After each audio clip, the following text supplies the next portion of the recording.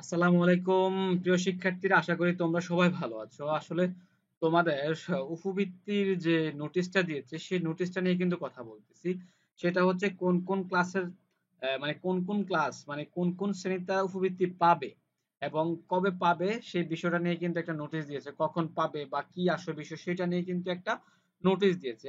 আর কোন কোন ক্লাস কত টাকা পাবে সেটাও নিয়ে আমি কথা বলবো তোমাদের সাথে। তো সেই ক্ষেত্রে শিক্ষার্থীরা, তোমরা যারা নতুন রয়েছে অবশ্যই আমার ইউটিউব চ্যানেলটা সাবস্ক্রাইব করে রাখবা আর অবশ্যই বেল বাটনটা অন করে রাখবা, কারণ আমি শিক্ষা সংক্রান্ত যে কোনো তথ্যগুলো কিন্তু চেষ্টা করি তোমাদেরকে দেওয়ার জন্য।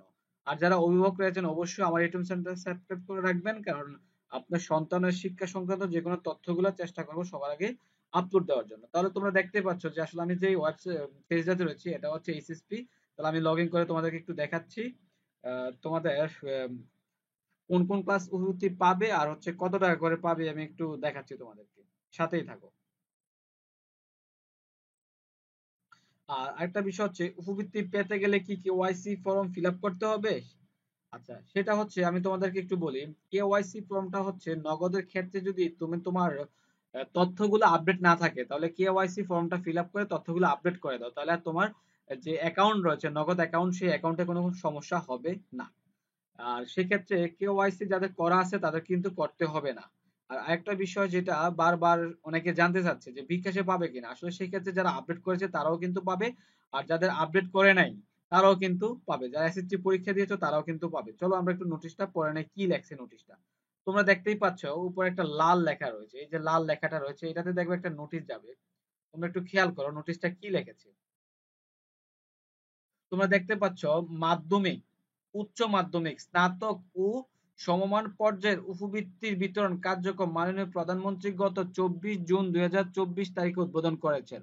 উপবৃত্তির অর্থ সকল শিক্ষার্থী অভিভাবকের অ্যাকাউন্টে পর্যায়ক্রমে পৌঁছাবে। সংশ্লিষ্ট সকলকে অপেক্ষা করার জন্য অনুরোধ করা হলো। তার মানে তোমরা নোটিশটা উপর দিয়ে হেডলাইন আকারে কিন্তু দেখতে পাচ্ছ যে বলছে যে মাধ্যমিক যে স্কুলগুলো আছে তারা পাবে এবং উচ্চ মাধ্যমিক যারা আছে তারাও পাবে, স্নাতক পর্যায়ে যারা আছে তারাও কিন্তু পাবে, মানে সমমান প্রত্যেকে পাবে। তার মানে তোমরা সবাই পাবে, তবে বলছে কি তোমাদেরকে ধৈর্য ধরার জন্য, মানে পর্যায়ক্রমে সবার শিক্ষার্থী অথবা অভিভাবকের অ্যাকাউন্টে কিন্তু টাকাটা চলে আসবে। এবার চলো আমরা দেখে নেই আসলে কত টাকা করে পাবে। তো আমি যদি একটু দেখি, লক্ষ্য করো তোমরা এখানে শিক্ষার্থীর প্রোফাইল একটা অপশন রয়েছে, এটা কিন্তু আসলে স্কুল কর্তৃপক্ষ দেখতে পাবে, অন্য কেউ দেখতে পারবে না। তবে আমি যে কথাটা বলছি, ষষ্ঠ শ্রেণীর যে শিক্ষার্থীরা রয়েছে তারা কিন্তু 1200 টাকা করে পাবে। ঠিক আছে। আর যারা 24 সালে রয়েছে আর কি, যারা 24 সালে এন্ট্রি করেছে তোমরা কিন্তু 1200 টাকা পাবে। সপ্তম শ্রেণী একটু দেখে নেই কত টাকা পাবে।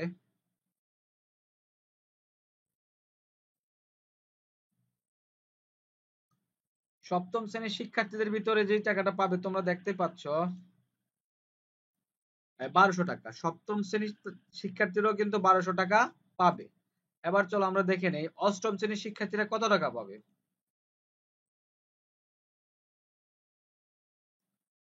অষ্টম শ্রেণীর শিক্ষার্থীরাও কিন্তু তোমার 1500 টাকা পাবে সব। তাহলে অষ্টম শ্রেণীতে যারা পড়ো তোমরা কিন্তু 1500 টাকা পাবে। এবার দেখে নেই একটু নবম শ্রেণীর শিক্ষার্থীরা কত টাকা পাবে।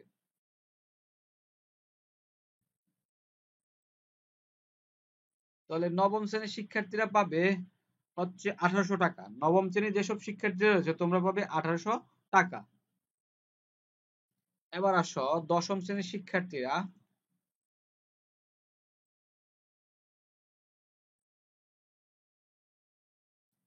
যারা দশম শ্রেণীতে পড়ো তোমরাও কিন্তু 1800 টাকা পাবে। আর যারা এসএসসি পরীক্ষা দিয়ে গেছো, মানে যারা এসএসসি পরীক্ষা দিয়ে ফেলছো তারা কিন্তু 2800 টাকা পাবে।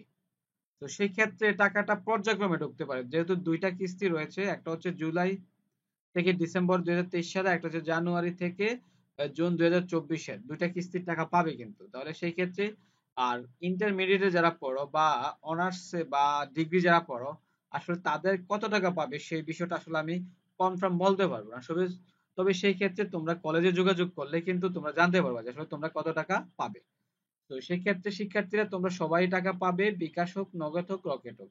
তো সেক্ষেত্রে তোমরা একটু অপেক্ষা করো। যেহেতু তোমরা নোটিশে দেখতেই পাচ্ছ যে আসলে টাকাটা আসবে, তবে অপেক্ষা করার জন্য বলছে। তো সেক্ষেত্রে শিক্ষার্থীরা ভালো থাকবা, খোদা হাফেজ।